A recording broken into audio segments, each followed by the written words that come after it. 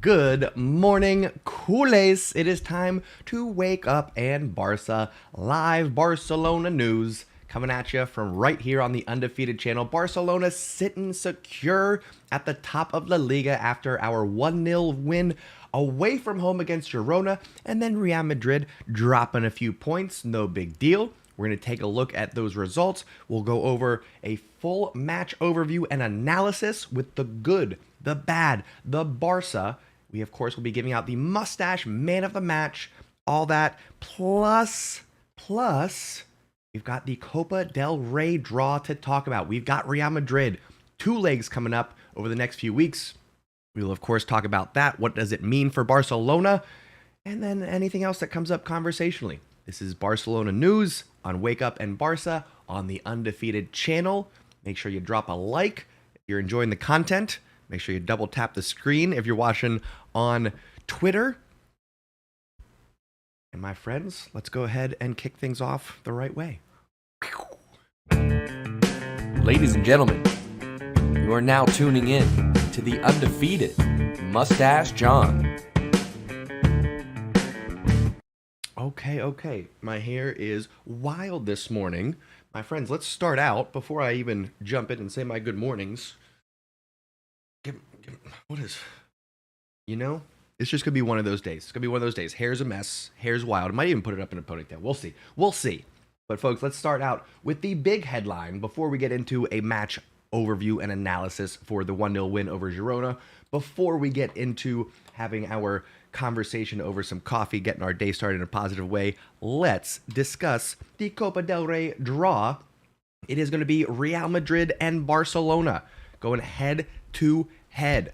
This one's 2 legs. Now that we're in the semifinal, we're past the one-off matches. We are now doing 2 legs, which means these are going to be spread out a little bit. First one's going to be at the Bernabeu on February 28th, and then we got to wait over a month. Over a month for the second leg in April. But that one will be at the Camp Nou. I think that's crucial.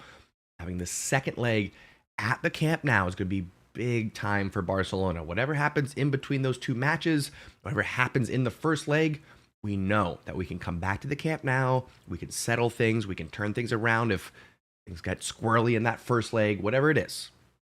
I'm feeling good about it. And I'll say, out of the potential opponents, Osasuna, Athletic Club, Real Madrid, I'm okay with how things shook out. I'm okay with taking Real Madrid on first in the semifinal, get them out of the way, and then we see who we got in the final, whether it's a Osasuna, an Athletic Club.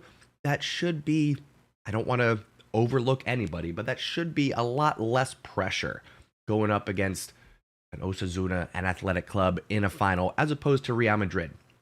I'm okay with just taking them on 2 legs. I think we are the better team. If it was a final, a one-off, I don't know. And actually, now that I'm thinking about it, I'm not sure. Let's double check myself. Is the final... it's not going to show it yet. But I'm wondering if the Copa del Rey final is going to be 1 leg or 2. It's usually just 1. Let's double check ourselves. Semi-final. No, we want the final. What is the Copa del Rey? We want the final, bro. Let's see if it's going to give us the dates on Wiki. Second round quarter final. No, this is not it. This is not what we wanted. 22, 23. Why would it? No, this is May 6th. Okay. Single match at, okay. All right. Both teams qualify. Okay. All right. So it's going to be in May. It is a one-off match. Okay. So we're good. I'm not crazy. I know what I'm talking about. Here, folks. Anyway, so how do we feel about that draw? That's going to be the first question for the chat as I turn and get the conversation going with the fellow culés. Again, if you want to be part of the conversation here with the Stash Squad, go ahead and subscribe to the channel. And if you're watching on TikTok, make sure you give us a follow. Swipe on over. Click the link in the bio. That'll get you over to the Undefeated Mustache John YouTube channel with all these fine folks. And like I said, that's where we'll start the conversation, my friends. How do we feel about this draw against Real Madrid? Are we feeling good? Well, where am I? We'll get back to it. There we go. How do we feel about this draw? Burps against Real Madrid. Would you have rather had Osasuna? Would you have rather had Athletic? Or are you feeling good about where we are with Real Madrid? Let's turn to the chat, see who we got here. Kyle Cash, hello, sir. Paul's with us. Grimash is with us. Harry's in the house, of course. Eshwa, hello. Nishit, good morning to ya. JJ, how we doing, sir? FB says, is the title ours now after Real Madrid tied, or is this going to be a close race till the end? Talking about the La Liga results. We'll get to that in just a moment. We will do a full match overview. Like I said, Barcelona, Girona. We'll take a look at the table after Madrid dropped points, of course, but I want to get some reactions to the Copa del Rey draw. Let's keep that going. Hollow the Reaper, good morning to you. JJ says, I'm not happy until Dembele's back. Dembele injured. We'll get to that in the match overview. Reflex Finance and Trading, good morning to you. Nishit says, FC Barcelona's dressing room is very unhappy after being drawn against Real Madrid in the Copa del Rey semi-finals. Why would we be unhappy? I'm okay with it. I know Osasuna and Athletic Club are the easier opponents, but you know what? I'll take them in the final. I don't mind it. I don't mind two legs against Real Madrid, really seeing who the better team is across those two matches. Anything can happen in one match, but across two matches, 180 minutes, you know who the better team is. So I'm glad we get to find out. Glad we get to find out indeed. What else we got going on? Grimash says, Rafinha can now step up at least, and we'll be glad to see less Dembele and more Rafinha. Okay, I'm sure some people are feeling that way. An opportunity for Rafinha to step up with this Dembele injury. Leo says, Cancelo to Bayern? Is that real? Is that accurate? We're gonna look at that right now. Cancelo to Bayern. Probably should have jumped on Twitter to look at this instead of Google. What? This is wild. This is absolutely wild. Manchester City defender João Cancelo is set to join Bayern on loan. Loan deal is likely to include a buy option with the German champions long-term admirers of the 28-year-old. Go away. No, I don't. Nope, I don't. Well, I guess we're just not going to read your article then, Athletic. I guess we're just going to go over to Sky Sports. And we're going to reject all of their cookies. Save and exit, and then we continue on. Man, what a shocker. I guess this comes after Pep Guardiola started using some of those youngsters on, well, yeah, first of all, João Cancelo prefers left back, was moved to the right-hand side, or vice versa. I don't even remember at this point. I just know that Pep has been playing him outside of the, or opposite the side that he's used to, and then Pep brings in some youngsters to take his place. So I think, as I get this hair out of my coffee, I think this must just be a sign from Pep that your time here is done. Man, if Barcelona weren't in such dire financial constraints, then maybe we could throw our hat in the ring there. I would have loved to get in a João Cancelo. Gotten. You know words. I can say them. Anyway, big news. Not really Barcelona related, but still big news. My goodness. Anyway, folks. El Hakem says, asks, am I happy with the draw? I'm happy with the draw. I'm okay with this. Like I said, we get two matches with Real Madrid. We really get to see who the better club is, and I think it's us. And then we have a one-off final against either Osasuna or Athletic, and that'll be in May. So I think it'll be good. Sahil, good morning to you, says Madrid is better. I don't want to face Abde. Oh, like Madrid is better for us to play in the semifinal. You don't want to face Abde at Osasuna right now. Abde doing big boy things, stepping up in his loan spell. I think a lot of people have forgotten about Abde.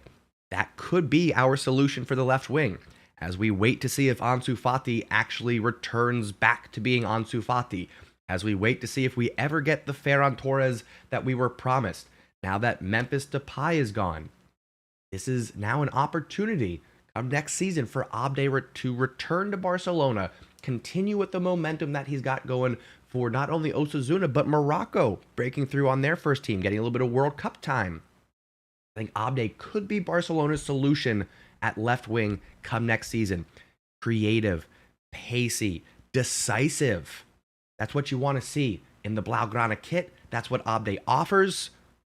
Let's not overlook what we already have coming back to us for next season. Abde's a good shout. Good shout indeed. Anyway, folks, Harry says, forget about Ansu for the last few matches. Can't critique a player who's more of a winger than a number 9. Let's see how he plays tomorrow if he plays on the wing. Fair. I think, when again, we'll get into this during the good, the bad, and the Barca. I think Ansu at a number 9 just ain't it. Just ain't it. You know what I'm saying? I see some folks recognizing and appreciating the Abde shout out. Do I support local? I do. FC Cincinnati, of course, my local team. But I am all Barcelona, my dudes. All Barcelona. Speaking of Barcelona, let's go ahead and begin our match overview, full analysis of Girona and Barcelona. Barca getting the 1-0 win. PEDRI scoring in the 61st off the bench after Dembele had to come off injured. Womp, womp, womp. Not what you want to see. We'll talk those details in just a few moments during the good, the bad, the Barca. But let's talk the details of the match. Barcelona with 8 shots, same for Girona. 3 on target for Barca, 2 on target for Girona. Barca with 60% of the possession, 583 passes, 87% accuracy. That's pretty on par for Barcelona. A little bit light in the number of passes. Typically, we're up past 600, closer to 700. But with not quite a makeshift, but with limited options in our attack, I'm not surprised that we suffered a little bit on the offensive side. 15 fouls, which is significant. Only 2 corners for Barcelona, which is rare. Typically, we have more. 7, 8, 9 corners. We'll we'll talk about my bets that I lost. But important stat here, folks, is the league table. After Real Madrid dropped points on Sunday, we now have a 5-point lead ahead of Real Madrid going through the rest of the campaign. We do have a match in hand compared to some of the other teams, Sociedad and Athletic in particular. So once we play our match on Wednesday against Betis, we might have a little bit more wiggle room against number 3 and 4 there. Real Madrid, I think, also play on Wednesday. They play Thursday against Valencia. So who knows? By the end of this week, folks, by the time we get to the weekend, before we even play Sevilla on the 5th, we might have an 8-point gap over Real Madrid. Just saying.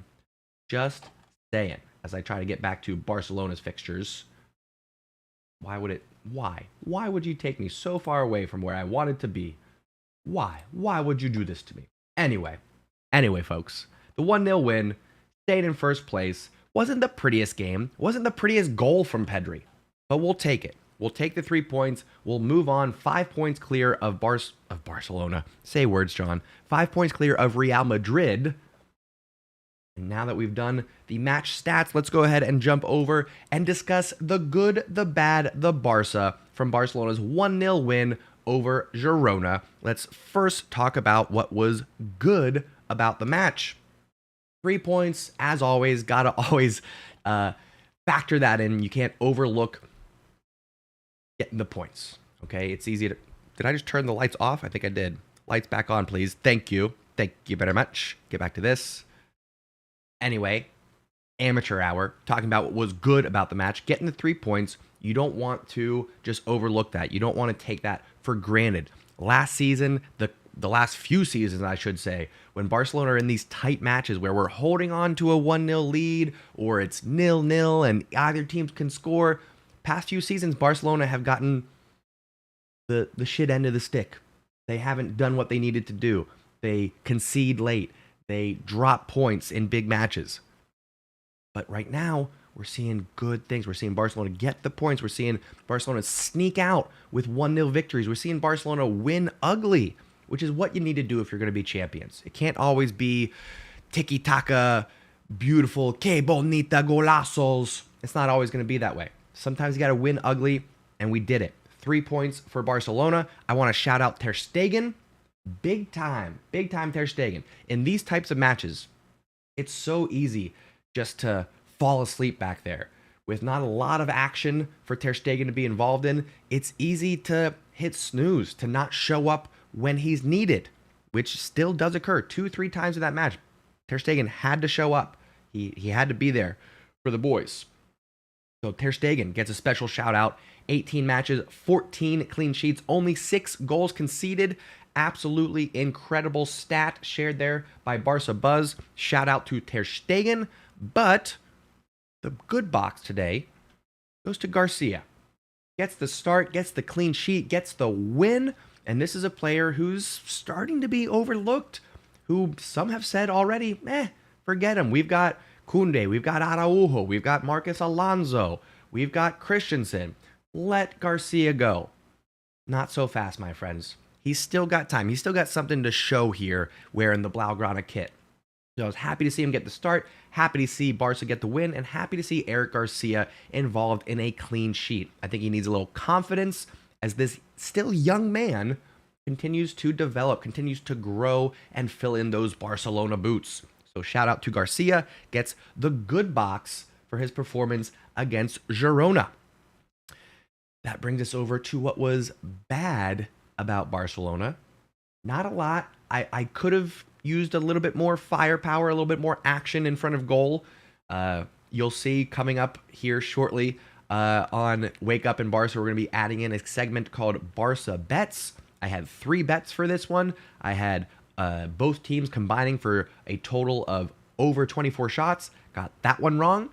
I had Barcelona and Girona combining for more than 8 corners. I got that one wrong. And I had Dembele getting more than 3 shots, not even on target, just 3 shots from Dembele. And he goes off injured in the first half. So 0 for 3 on my Barca bets to kick us off. That was pretty bad. Ansu Fati at the number 9 wasn't quite bad box bad, but it was bad. It's not good. The Ansu at number 9 experiment, I think we can nix it. I think it's done. Ansu on the left wing. Ansu needs to stay on the left wing so he can avoid getting into the bad box. He does avoid it in this match, but only because Dembele got injured. So again, this is not Dembele's performance by any means. He's been playing great. The consistency could improve, but not going to kick a man while he's down.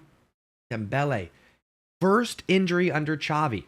He had a number of hamstring problems before Xavi gets to the club. And now this is the first time since Xavi has kind of reformed his attitude, his habits, both with sleep and diet. This is the first time that we're seeing Dembele injured, but at least it's not a hamstring. According to Barca Center, tests carried out this afternoon on Dembele have shown that he's suffering from an injury due to the rectus femoris on his left thigh. So at least it's something different, I guess. Not the same old, same old. Either way, it's looking like he's going to be out for 4, 5, maybe 6 weeks.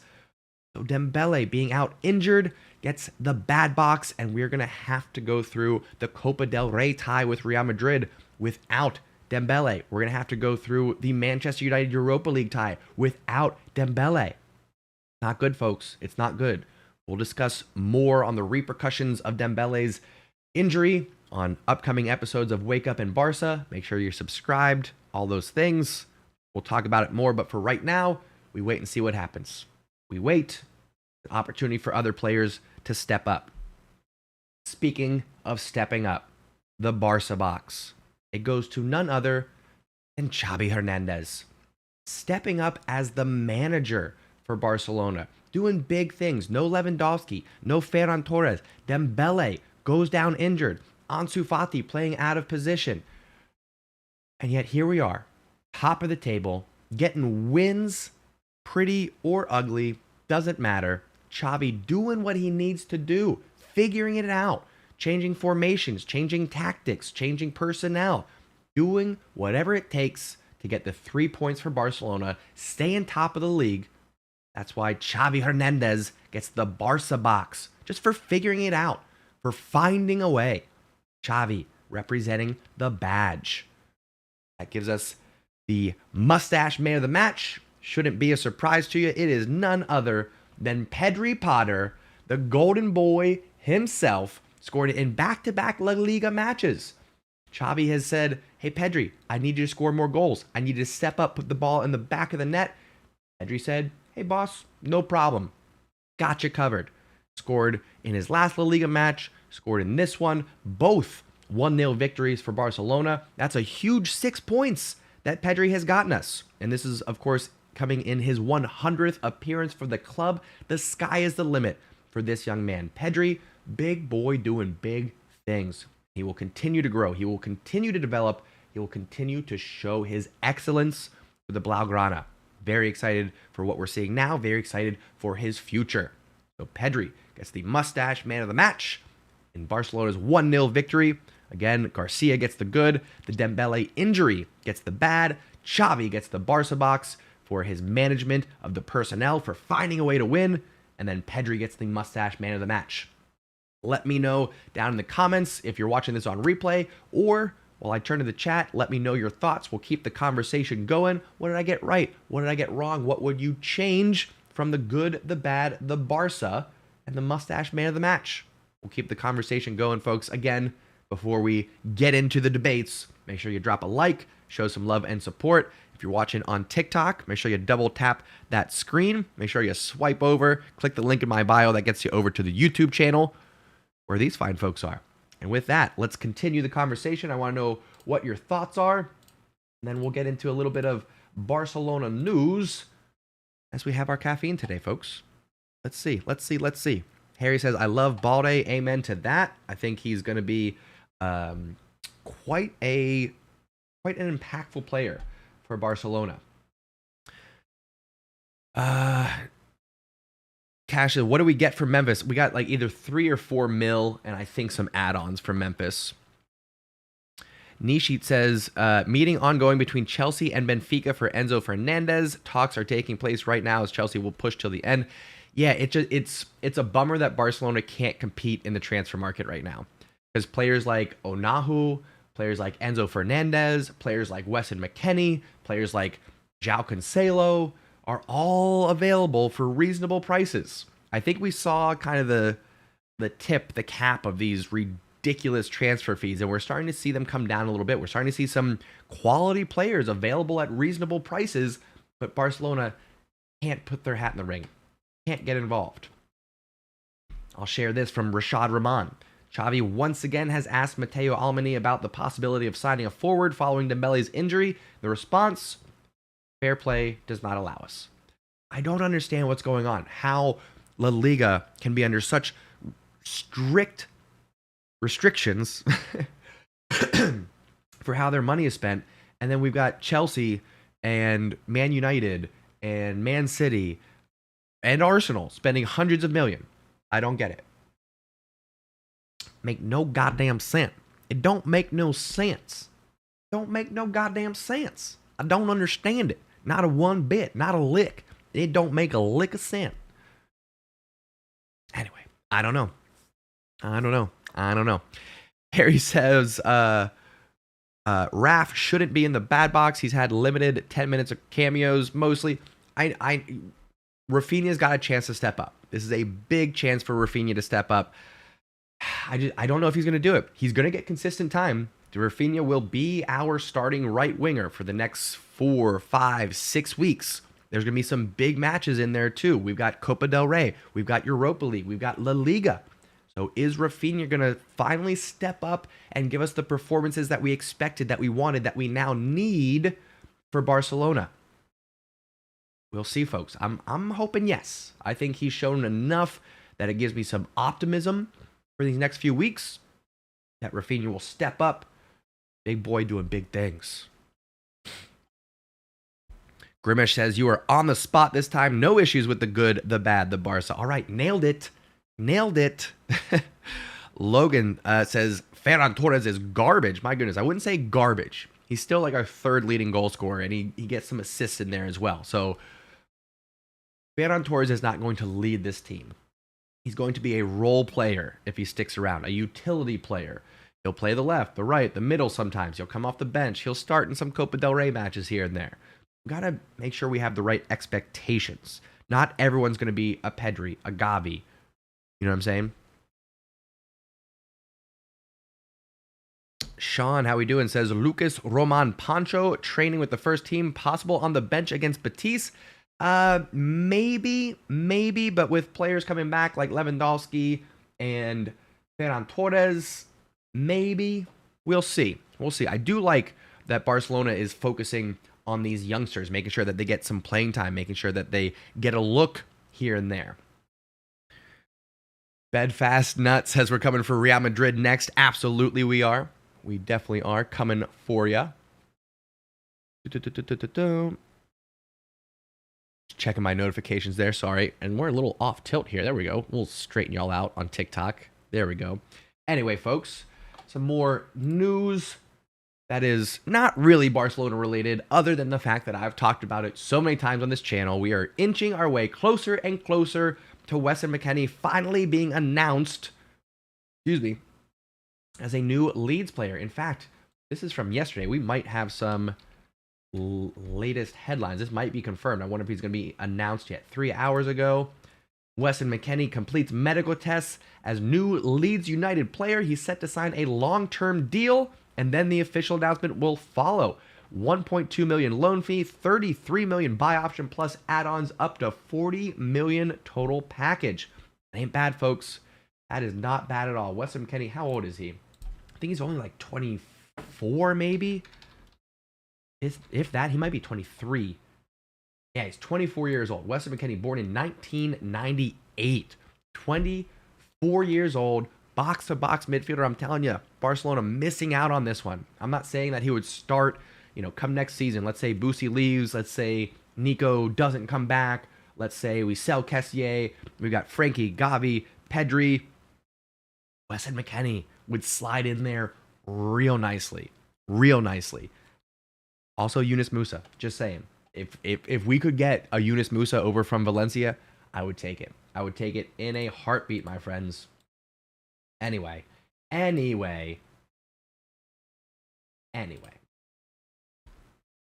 We've got a midweek fixture coming up, folks. Make sure you are subscribed to the channel. Make sure you turn on notifications. We're going to be live again Wednesday morning.